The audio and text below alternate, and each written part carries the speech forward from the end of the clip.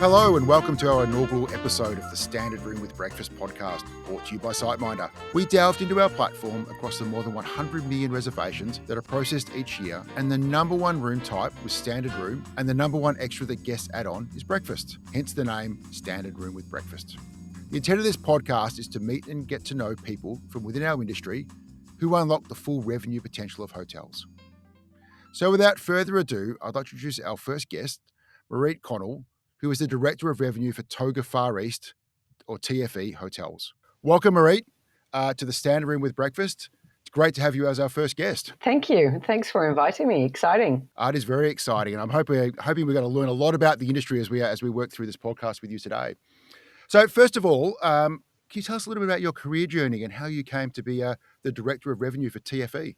Oh, well, it actually started really early in family business back in the Netherlands, where I'm originally from, and really enjoyed being in hospitality. At that point of time, it was a restaurant, bar, and wedding function. I then moved to London and did 5 years originally at Hilton at Hilton Langham, where I started in front of house. Eventually moved to front of house manager for the Cavendish Hotel, which is a boutique hotel behind Fortnum & Mason, so beautiful property. And there I got to meet a fantastic director of revenue who got me excited about revenue and was a real great mentor, and that made the world of difference for me. And that led me on the path of revenue management. Fantastic. And I understand you started your career out in food and beverage and in front of house.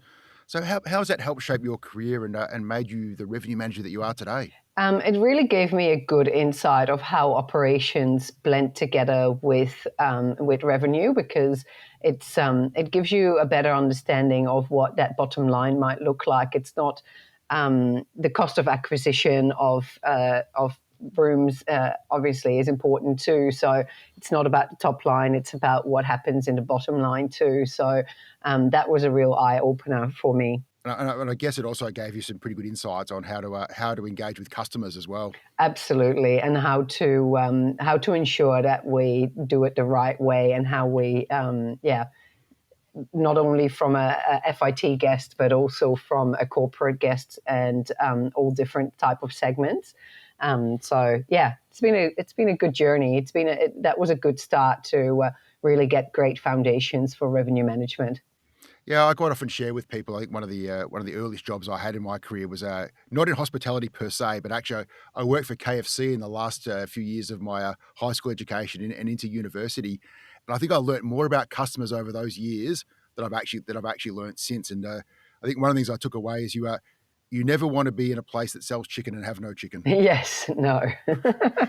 you quickly learn about customer expectation from the beginning there. And I think absolutely. I think regardless of whether you're in hospitality or anywhere, starting working with customers early in your career, I think is a great thing to do. It gives you great insights of meeting guest expectations, and people expect, which is always hard to do. Yeah, it is because expectations vary, right? They do, Yeah. and especially in hospitality as well. Yeah. I mean, you've got, by definition, this front of house. Your role is to meet and greet the guests and to give them the experience they're expecting. Yeah, absolutely. So you've got quite a broad role. Could you share a little bit about the breadth of your role and what you oversee? As I understand it is, you cover a lot of different things. That's correct, yes. So very stretched at times. But I look after all of Australian hotels for TFE. So I have teams across the country, and we look after setting the rate strategies for all of the different market segments. So supporting the government rate setting, the corporate rates. So any of those kind of rates, we deal with the sales that TFE deploys. We do feasibilities for potential properties. A lot of stakeholder engagement that has gone through the roof since COVID. So I find that a revenue manager these days is more, or a director of revenue in particular, is more of a commercial director rather than just director of revenue, because there is so much involvement with stakeholders, that you continually trying to provide data to show why or how or what you have made decisions with your forecast or with your budgets, if it may be. Having a depth of knowledge about the market and about the economy is very important as well in this role. So a lot of it's actually, so the way it sounds to me, the way you're describing it, is a lot of it's actually about alignment these days as well. It's not just a department. You actually have to work with all the stakeholders across the hotels that you manage. And how many hotels are actually in your group? 40. Well, in the ones that I look after is 49 here in Australia. Wow. So you've got 49 hotels that you need to manage each and every day. Yes. So how big is your team that manages that with you? So I have 9 team members that directly report to me. Some of those are regional revenue managers, and others are cluster revenue managers. So in each region, we have a regional revenue manager, and they have cluster revenue managers that report into them. Some of them each of the regional looks after a small portfolio as well. Okay, cool. Thanks for sharing. So obviously you've been in this game for quite some time. So over the journey, how have you seen the role of the revenue manager evolve and change? And I think probably more specifically, what role has technology played in that journey for you? That has been massive. When I first got involved with revenue management, it was everything manually on every single site. So you couldn't change the rates more than once a day for the next maybe month, because you wouldn't have had the bandwidth to manage all the different sites. So that is one thing. The tools to analyze your data has much improved as well, which is very important to be able to give the right analysis and therefore the right outcomes. And most of those analyses have now become more automated as well with the different systems that we have. So less time spent sourcing those data from different points, and more time actually looking at the data itself and making recommendations and set the different strategies. Such a world of difference between when I first started out and now. But I must say, when I transitioned from London to Australia was still far behind what London was from a revenue management perspective at that point in time, 15 years ago. So you exported some skills from the UK. There was a lot of exporting. It definitely sounds like that. Which TFE benefited greatly from. Yeah, it's been interesting. I've had the opportunity to meet quite a few revenue managers over the journey, and my background's actually accounting, and I thought I saw some amazingly complex spreadsheets in accounting. But this is revenue managers is another level.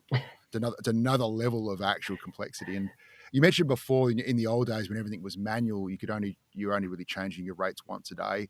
How often would you review your rates today with the technology that you have available? You can do it multiple times a day. It depends on what's happening in your business, in your hotel. So for hotels that don't see as much volume or demand, they would just do it once a day, but they can do it in one system, and it all just steams through to any of the sites that we work with. Or if you see that you have great demand coming through, then you would do it multiple times a day to make sure that you capture the most revenue possible for that particular day.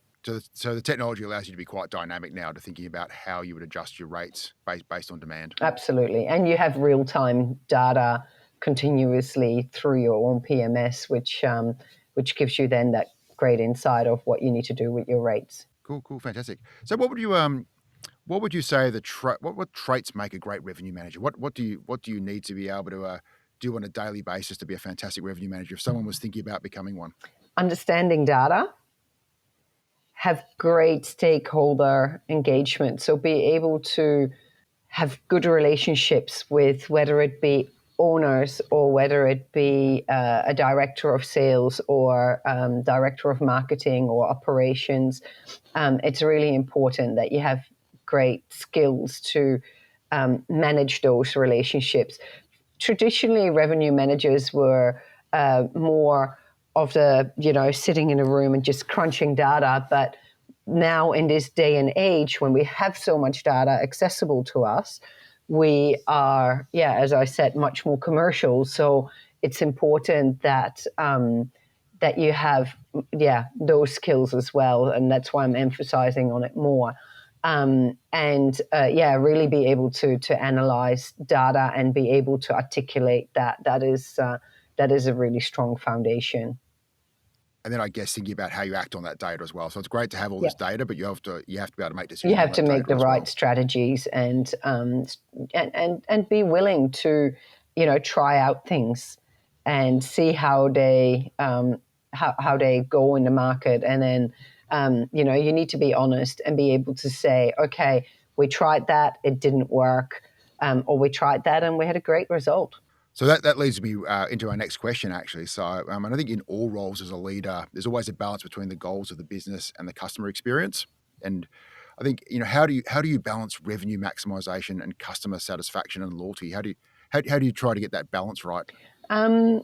It's ensuring that when you are being extremely aggressive with your pricing and set them quite high because it is a event period or it's a high demand period in that area, to meet guest expectations and understanding your customer and what that expectation is going to be when they arrive. So, if there is an event and you have charged high prices, that it's all money spent from their own pocket. So therefore their expectation is going to be so much higher. So what we would do is put wow factors in the rooms or give wow factors on arrivals so that, people have been met straight away by beyond expectations, which makes them come back and, hopefully give positive reviews. And in general, our hotels rate really well with their reviews. Yeah, we talked a little bit before about, the role of technology, but I think, probably it's probably fair to say the expectation of travelers and guests has changed over time as well. And how do you as a revenue manager stay in touch with what their expectations are and the behaviors that they exhibit? We all have access to a system that collects all of the different commentary points that people are posting on different sites. So even a revenue manager looks into that and understands what the annoyances or the or what people love about a property, to be able to play into that more with our wording, how do we describe the property, etc. So it is really important to stay engaged with your customer, but also be really engaging with your hotel team on the ground in on site, so to understand what guests are telling them. So once again, it's really about making sure the revenue management role is seen as strategic and you're integrated into the whole end-to-end process of the hotel. Correct. Yeah. Okay. Fantastic. So clearly, you've had a lot of great experience gained over your career, and I'd be really interested to know how do you grow professionally? Do you have mentors? Do you grow professionally on site yourself?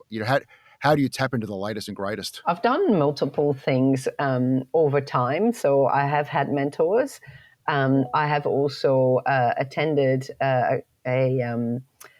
did a course, Women in Leadership, which was amazing as well. And I am linked up with several different coaches that I do sessions with that are professional coaches, which I use for my team at times as well.